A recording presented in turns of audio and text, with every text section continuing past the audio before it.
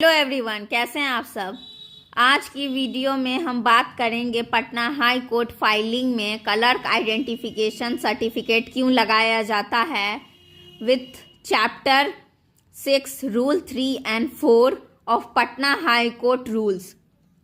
पहला, फाइलिंग के समय इसकी आवश्यकता क्यों होती है। जब कोई पिटीशन या एफिडेविट पटना हाई कोर्ट में फाइल की जाती है तो कोर्ट को ये कंफर्म करना होता है कि एफिडेविट देने वाला डेपोनेंट सेम वही पर्सन है जिसका नाम एफिडेविट में लिखा गया है। लीगल लैंग्वेज में इसको कहते हैं identity verification of the deponent, यानी एफिडेविट देने वाले की असली पहचान का सबूत। पटना हाई कोर्ट के रूल्स के अकॉर्डिंग ये पहचान सिर्फ एडवोकेट, ओथ कमिश्नर या रजिस्टर्ड एडवोकेट क्लर्क ही कर सकते हैं। ये requirements Patna high court rules chapter 6 affidavits के रूल 3 और रूल 4 में क्लियरली लिखी गई है। रूल 3 ये कहता है हर एफिडेविट के साथ आइडेंटिफिकेशन जरूर होनी चाहिए जो किसी एडवोकेट, क्लर्क या ओथ कमिश्नर ने वेरीफाई की हो।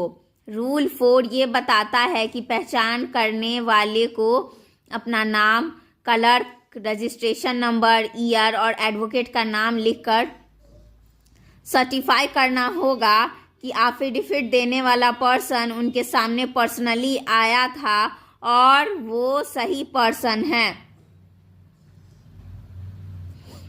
इसीलिए पिटीशन के एंड में एक सर्टिफिकेट लगाया जाता है जिसमें ये लिखा होता है कि किसने डेपोनेंट को आइडेंटिफाई किया है और उसका रजिस्ट्रेशन नंबर क्या है।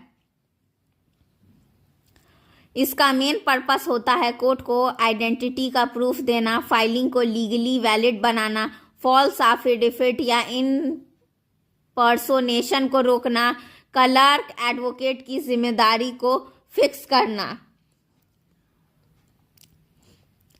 अगर रजिस्टर्ड क्लर्क उस वक्त प्रेजेंट नहीं होते हैं तो किसी दूसरे रजिस्टर्ड एडवोकेट क्लर्क के थ्रू आइडेंटिफिकेशन करवाया जा सकता है और सर्टिफिकेट में मेंशन किया जाता है कि at present registered clerk is not present, therefore the deponent has been identified by Shri Dash bearing clerk registration number।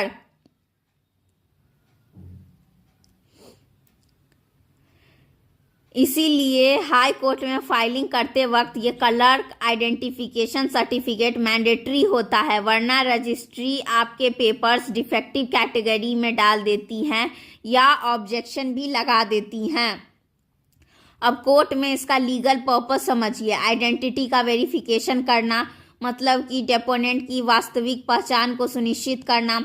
Legal accountability, clerk या एडवोकेट के पहचान की जिम्मेदारी होती है। प्रिवेंशन ऑफ फ्रॉड, गलत व्यक्ति एफिडेविट न दे सके।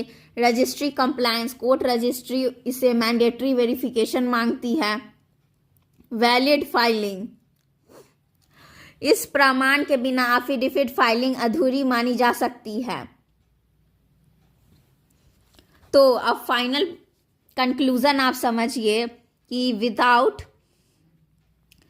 क्लर्क आइडेंटिफिकेशन सर्टिफिकेट एफिडेविट वाली पिटीशन की फाइलिंग इनकम्प्लीट मानी जाती है। ये Patna high court rules chapter 6 rule 3 and rule 4 के बेसिस पे मैंडेटरी होता है।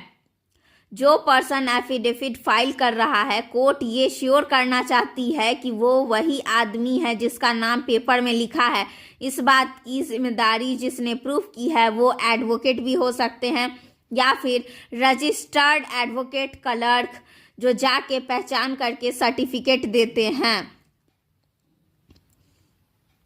तो इस तरीके से मुझे उम्मीद है कि आपको समझ में आ गया होगा कि पटना हाई कोर्ट में फाइलिंग करते टाइम क्लर्क आइडेंटिफिकेशन सर्टिफिकेट क्यों लगाया जाता है और उसमें किनका किनका नाम लिखा जा सकता है, या फिर अगर कोई क्लर्क मौजूद नहीं है तो उनके बदले में क्या दूसरा क्लर्क जाके आइडेंटिफाई करके उस सर्टिफिकेट को बनवा सकता है या नहीं बनवा सकता है।